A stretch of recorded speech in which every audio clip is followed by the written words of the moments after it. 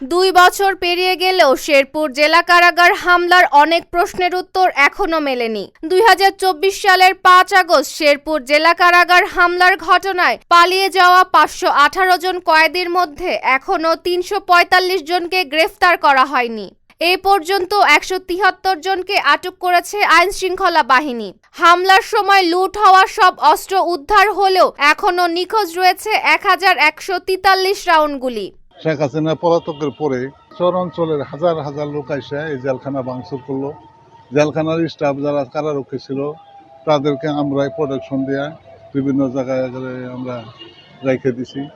4 August fascist সরকারের নির্যাতনে শেরপুর শহরে 3 জন ছাত্র যখন নিহত হয়, সেই সময় 5 আগস্টে আমাদের শেরপুরের লোকজন জেলা কারাগারে কিছু আসামি ছিল, তাদেরকে ভাঙচুরে বের করে নিয়ে যায়। কারা কর্তৃপক্ষ জানায় হামলার সময় 5টি চীনা রাইফেল ও 4টি শটগান লুট হয়েছিল। অস্ত্রগুলো উদ্ধার হলেও চীনা রাইফেলের 844 রাউন্ড এবং শটগানের 331 রাউন্ড গুলির মধ্যে মাত্র 32 রাউন্ড উদ্ধার হয়েছে। হামলা, অগ্নিসংযোগ ও লুটপাটে প্রায় 3 কোটি টাকার ক্ষয়ক্ষতি হয়। AKS অর্জন করল গিনেস ওয়ার্ল্ড রেকর্ডস।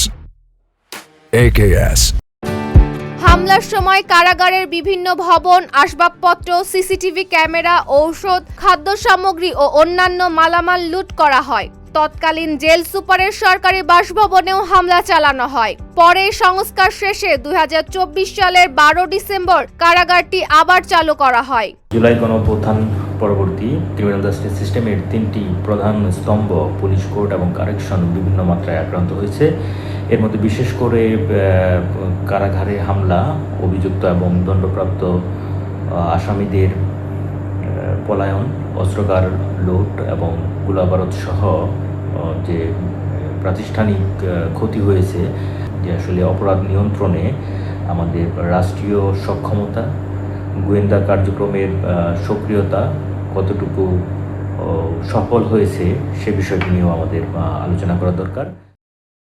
কারা কর্তৃপক্ষ আরও জানায় হামলায় গুরুত্বপূর্ণ অনেক নথি পুড়ে গেলেও একটি ল্যাপটপে সংরক্ষিত কারা গোয়েন্দা তথ্য ভাণ্ডার অক্ষত থাকায় প্রয়োজনীয় তথ্য রক্ষা করা সম্ভব হয়েছে।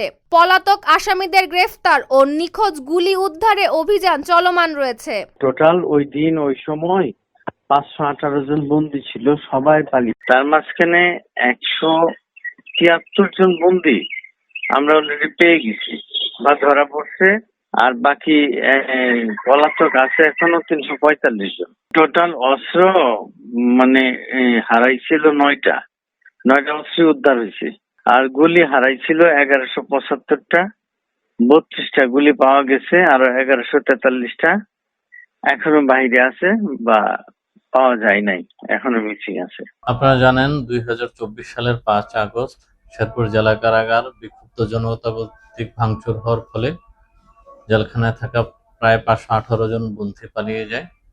এই বন্দীদের মধ্য থেকে আমরা প্রায় 173 জনকে আবার জেলখানায় ফিরিয়ে আনতে সক্ষম হয়েছি।